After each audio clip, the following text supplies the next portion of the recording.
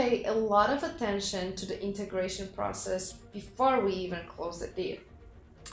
Absolutely. The integration process impacts whether or not we should do the deal. The simpler it is, the higher likelihood of success. There's an expression, the urge to merge, where people do it largely because everyone else in their sector is doing it.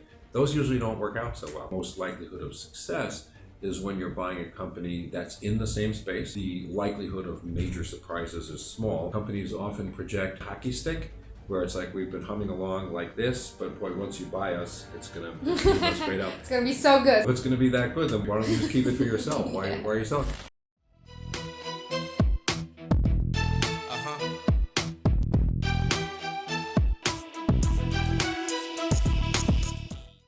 Hello everyone, this is Aleksandra Szuszkiewicz and you're listening to Investor Report Podcast.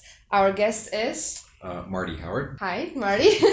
Nice to have you here. And today we'll be talking about mergers and acquisitions, and we'll cover the overall topic from the operational point of view. So Marty, please introduce yourself briefly, maybe tell us what numbers describe your career, and yeah. Great. No, it's a good question. And again, thank you for having me.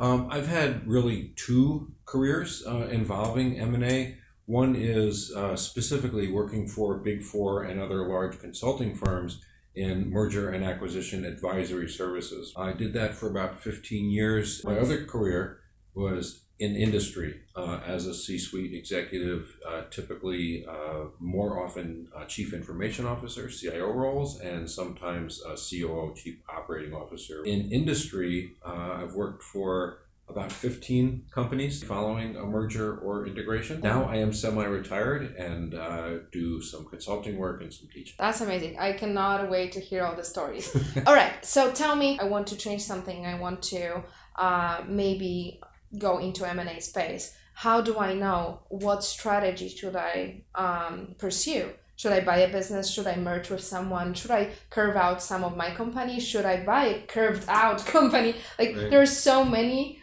details, and like how do you know? First of all, why are we doing this? Right? There are periods of merger activity within sectors where there's an expression, the urge to merge, where people do it largely because everyone else in their sector is doing it. Those usually don't work out so well, right? So what is the business purpose? Obviously to grow, to get larger, to increase revenue, to increase market share, to somehow add value, whether that's to private ownership or to shareholders. That is the simplified, bottom line is we're adding value to our company. Then the question becomes, what is the best way to do that? There are the multiple ways. Most likelihood of success is when you're buying a company that's in the same space. Again, you're adding to the company, you're growing your company, but instead of organically by opening a new branch, buying new real estate, and then trying to build customers, it's like, well, that already exists in this company. The likelihood of major surprises is small because we're in the same space, we have the same vendors, the same customer base. Those are easier. Where it gets more complicated is, as we noted, a carve out, where I'm getting some portion of a company, or it's an entirely different region, a different country, with different regulations, different governments, different approaches, different consumer expectations of a company, different employee rules. That gets more complex. Organizations tend to be either serial acquirers, and then they build those capabilities internally because the skill sets are something that's acquired on an ongoing basis, and it's worth having that internally. For companies that do like the first acquisition, it's quite complicated where they don't have the expertise. It is often of value to get that from consulting agencies. Yeah. As an alum of the Big Four firms, during the sales process, you'll meet the partner and perhaps a few other people who have impressive credentials in your sector, in your area, but are those going to be the people who are actually going to do the work for you or not? Or is a more junior team going to come in? Or a company's marketing materials will espouse its expertise in a certain area, but let's check. I want references. I want to talk to your other clients. I want to see who's done this before, what's been their experience.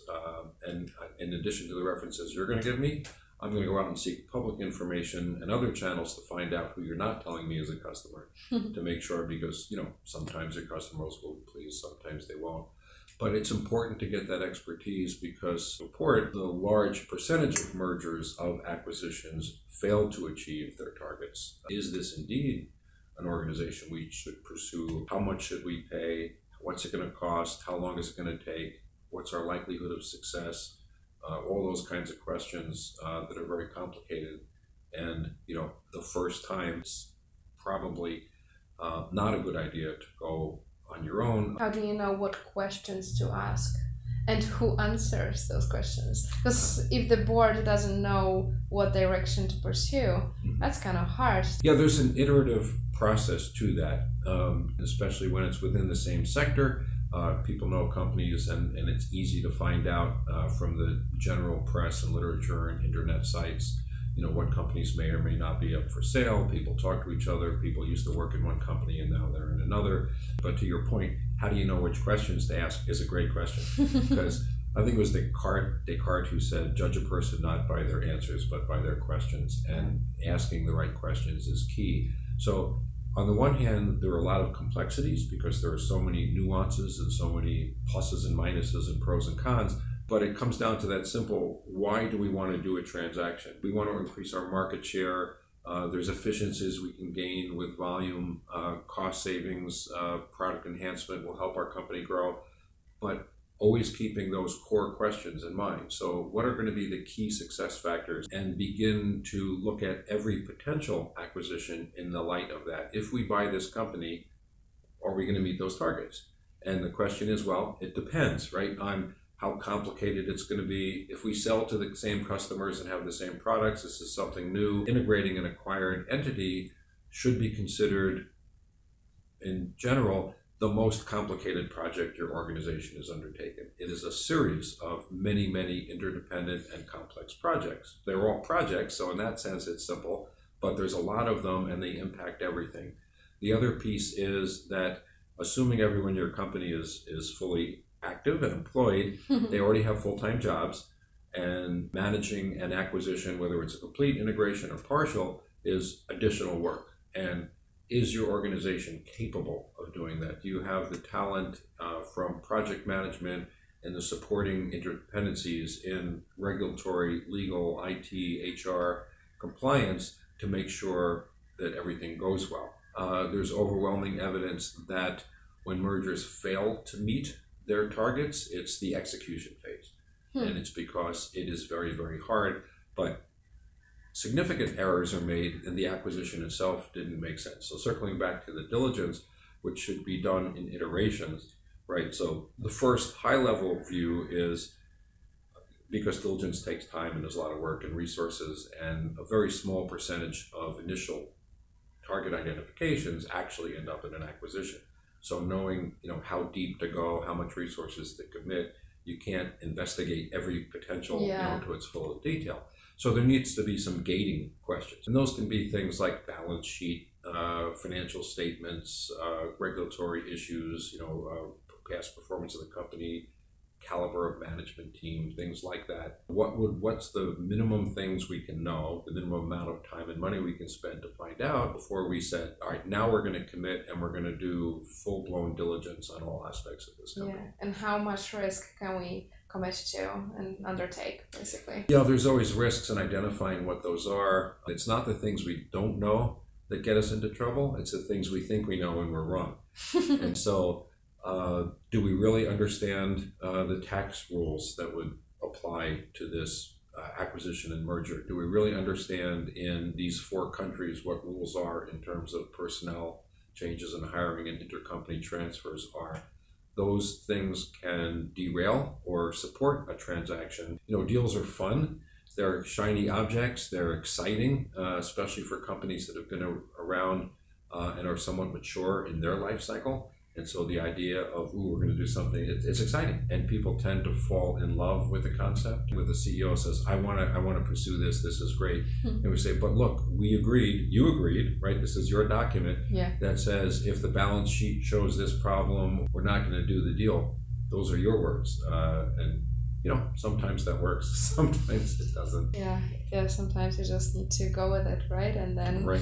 find out later on after you close how the merger actually goes. Well, that's some of the good news. When we talk about failing to meet targets, it doesn't necessarily mean that it was a bad idea or would not necessarily call that a fail, because sometimes the targets are too optimistic, but it still turns to be accretive.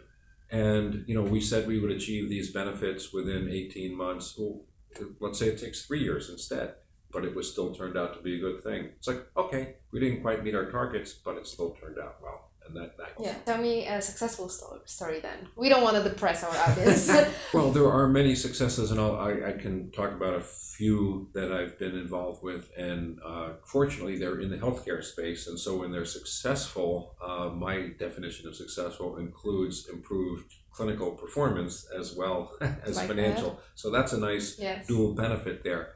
So an organization I belonged to that was a home health company that provided care in home, typically to after people had hospitalization. Someone gets a discharge from a hospital, they've had a hip transplant, they have several kind of things. Well, they need physical therapy, they need nursing care for a few weeks. They don't need to be in an institution, but they still need care. And so this organization had been troubled before a new management team came in. It was about a little bit over $1.5 billion and had very mediocre outcomes in terms of the clinical performance and how well patients recovered and healed. Financial, the company had been losing money after had been being profitable before, and had gotten in trouble with regulators. And the board, which was largely controlled by a couple of private equity firms, brought in a new management team, which I was part of, and the group was quite skilled. They had very significant credentials, and within 1 year, we made some significant acquisitions, some changes to the company. 2 years later, we were well over $2 billion, and all measures of our clinical performance were much, much higher. The quality of patient care, patient satisfaction. We went from being slightly below average in the country to where our ratings were higher than any other healthcare provider of home health and hospice services. Congrats. At the same time, our stock price went from $27 to $95 in a 3-year period. So, best of both worlds, significant improvements in financial performance and in terms of the services and products we were providing, which in this case was healthcare. Patients were doing better as well. Nice when that happens, right? Yeah. That's the opportunity to do good and to do well.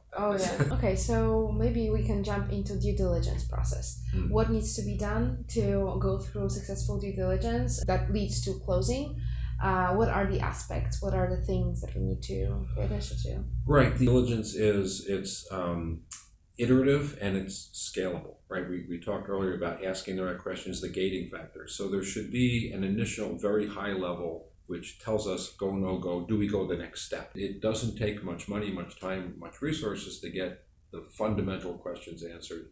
Not that saying this is a yes, we'll do this deal, but yes, it's worth doing the cost and time of the due diligence. Typically, there are functional areas, right? You do certainly financial due diligence. What did the company write off? What was considered a one-time expense? What is being put off and they're holding off to next year because they're selling this year? But, as soon as you buy them, the equipment is old, or, they've hired 52 people, but in October. So, the personnel costs for the year don't look very high if it's a calendar year, but starting next year, they will be. There's many things that financial teams need to look at, and that's absolutely at the core. Other things, vendor due diligence is important, right? Understanding where they're being supplied from, and are those stable, and are the costs going to be the cost going forward? If those vendors are risky organizations, but you don't need to know that for every vendor. So typically there's a concentration where a small number of vendors will account for 50-60% of what the company buys. So that's enough. A vendor that accounts for 2% of a company's spend, that maybe that's not going to make a difference whether you do the deal or not. Yeah. So that there's no need to cover that during diligence. Same thing with customer concentration. 60% of our sales are to 3 customers. So if that company is now going to be part of your company, does that in itself present any risk? Or any of those customers at risk for departing? A contract is due in 3 months, the customer has been really unhappy, you're likely, or there's a strong potential, you're going to lose that huge chunk of revenue, 90 days from now. You need to know those sorts of things. Companies often project, they always will, there's a hockey stick, where it's like we've been humming along like this, but boy, once you buy us, it's gonna go straight up. It's gonna be so good. It's gonna be so good. And if it's so, the cynical question is, well, if it's gonna be that good, then why don't you just keep it for yourself? Why are you selling? And so again, all those tested, but which components to do? Because diligence is expensive, requires expertise, time. It's a burden on the target as well, because their people have to produce documentation, answer questions. It takes their time also. And so then there's the interdependencies that are really critical. So let's say we need, there's a personnel, your company is of a certain size, their company is also fairly large. Do the IT platforms that support the company's operations and HR and all that, are they adequate, or are we going to acquire something new? And the costs of that need to be understood. Or we're going to gain efficiencies because we have plants that are operating at 40% capacity. They have a plant that's operating at 40% capacity. We could run at 80% capacity and become so much more efficient. Is that true? Is the machinery in those plants capable of running at 80% of the time, or will they explode? What is the mean time between failure for that equipment? What are the maintenance costs going to be? How old is that equipment? This is great, but this machine is past end of life, and it's going to cost $17 million for a new one. That's why in diligence, the specific knowledge is really important. It's making sure that the person who's going to do diligence on a manufacturing plant really knows that space, and this isn't the first manufacturing plant they've ever seen. If you have your own really good plant operations mechanical people, then you don't need external help because they'll know. And they can go and you can send them out and they can do that assessment. Or there's also a lot of documentation, right? Transactions almost always involve what's called a data room, where you send, before even serious conversations begin, a request list is sent to the target. Financial statements, organization charts, vendor lists. Obviously, if it's in the same sector, vendor and customer lists could be confidential, and they don't want to share that. And that's understandable. Sometimes a third party can be used for that that won't reveal specific names or information. It's easy to get lost in the complexity, but always bring it back to the what is it we're trying to achieve here. I call it the so what test. But does the answer to this question matter? If knowing the answer to that question, will that change our minds about whether or not we do the deal or what the basic structure of the deal is? If the answer is no, it's not going to have that impact, then we have better things to do with our time and money. Yeah, for sure. So in the due diligence process, we talked about finance due diligence. We talked about vendor due diligence, customer due diligence. There's also tax due diligence, legal due diligence. Do we have to have teams per each department to do all the due diligence? Yeah, so here's a consulting answer. It depends. Well, how much will that impact the deal? IT diligence, for an example. If it's an acquisition where you have a robust, get back to the manufacturing platform, and you're on a robust SAP or similar platform, and it has plenty of capacity, and they're a mom and pop shop or a small company, and you're going to roll them onto your platform, you don't need to do much diligence. It really doesn't matter, because when you make the acquisition, their platform's going away. You don't need to know the details. So it's a combination of what is a risk factor, what don't we know that could get us into trouble, and does it matter to the deal, and do we have the internal knowledge set to be able to do that? Who is leading the whole project? Who is bringing together seller and acquirer? Is that a private equity firm? Is that like investment banking firm? Like, who is helping us acquire a company? We call it, the deal team, right? And it's not clearly that, one person is the person, period. It tends to be a shared ownership because it's so different. If it's a company buying another, typically it will be the management team with perhaps some advisors, but the deal team can also transition from due diligence, which is really a separate project from integration. Diligences tend to take a period of weeks, integrations months and years, and so you don't have the same sort of people who find those different work streams appealing. Which one you like the best? I am unusual, and then I enjoy both and have done both. And one of the reasons I moved back from the Big Four consulting role to industry roles is because I wanted to do the actual hands-on work, as opposed to advising, consulting, and all that. Okay, let's actually do this now. And so there's it's hard work.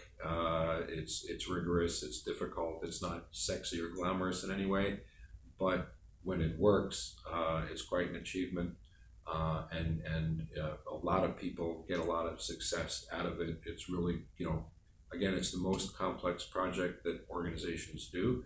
And for people who are involved, each of those work stream leads, it can be a tremendous career boost, growth opportunity, learning. So being part of that is extraordinary. I kind of know the answer to the next question, but I still want to ask you that. Do we pay a lot of attention to the integration process before we even close the deal? Absolutely. You know that was going to be the answer. And that's because the integration process, right, impacts whether or not we should do the deal. How complex, how risky is the integration? Again, the simpler it is, the higher likelihood of success, less risky. Diligence doesn't give you all the answers, so there will be surprises, things will be different. The other things that organizations forget is that sometimes regulatory issues, contract terminations, we're talking sometimes years for an integration, and during that time, while the integration is being planned, other things will happen in the world. There will be wars, there will be customer losses, there will be product, there will be technology changes, there will be epidemics. Things will happen. Your companies, will continue to face new challenges, wholly independent of the integration. And since these are additional projects, who's going to do them? It sounds nice to say do more with less. No one knows what that actually means. If my people on my team in my department are already working more than full time, how are they going to also pull off an integration, which is really complicated? And how is my organization organized, right? The org chart, there's so many interdependencies that finance, in order to produce a consolidated report, IT probably has to either implement the new system, transfer data from one to the other. Is that taken into account when finance plans their world? Have they talked to IT? When there's going to be a headcount reduction, there are termination provisions, severance packages, communication, impact on culture and morale. How are those things being handled? Is HR being consulted as part of this? What are our company policies before and after? Does it really influence a lot the deal, the HR piece? Depends. If there are going to be significant changes in organizational charts, in reporting mechanisms, there's going to be layoffs, there's going to be new organizations, absolutely. If I'm a large home health care company and I'm buying a company that has some business in a different state, not that complicated, right? I mean, it's some because of the different regulations, but I know the business, I know the people, I'm going to put them onto our systems, they're going to join us. If it's more complicated than that, things that HR lives with every day but other departments don't, what about the benefits package? Employees where health insurance is an issue and they're going to lose coverage, or who pays for their health care fees? What about vacation days? Other things that aren't obvious or can't be put on a spreadsheet also have tremendous impact. Company A, let's say it's like a bank, right? And so you have senior executive vice presidents and executive vice presidents and senior vice presidents and vice presidents and assistant vice presidents. And then you have another company where the VP title is only for someone who is either in the C-suite or perhaps a direct report to the C-suite. So now you're going to tell whole layers of the acquired company who were VPs, your title is now going to be supervisor or manager, right? That needs to be managed, handled, understood. That's something that HR needs to be brought in to talk about. Do you recommend then, before we even start thinking about going into merger or acquire a company, to create this kind of list of questions where we detail everything, and then as we go, we just add more questions on top of that, so that if we do another merger, we're just prepared and have this database of questions. Ideally, the database of questions will be more detailed and thorough than you're going to need, right? Because it's a lot easier to say, we have 24 questions for IT. We only need to ask 6 of them. The sin of omission is worse than the commission, so we're sure you don't need this, as opposed to starting from scratch when you might forget a question you do need to ask. So typically, again, consulting firms will have sector by sector standard templates for request lists and things like that, and they're extremely long, and they tend to just hone them down. Tell me more about what this transition is like. Oh, I don't need then to ask this set of questions because that's not an issue here. But it's good to have a universe that's large and you can trim down. Is better than too small and try to build up. Awesome. Okay, we'll put a pause on that. We'll come back to the conversation maybe online because Marty is from New York and it's already 2:30 and needs to run home. So thank you so much, Marty, for coming here, for interviewing, for being an expert in our podcast. And I will for sure reach out to you again to maybe talk a little bit more about post-merger integration because that's something that we didn't touch on.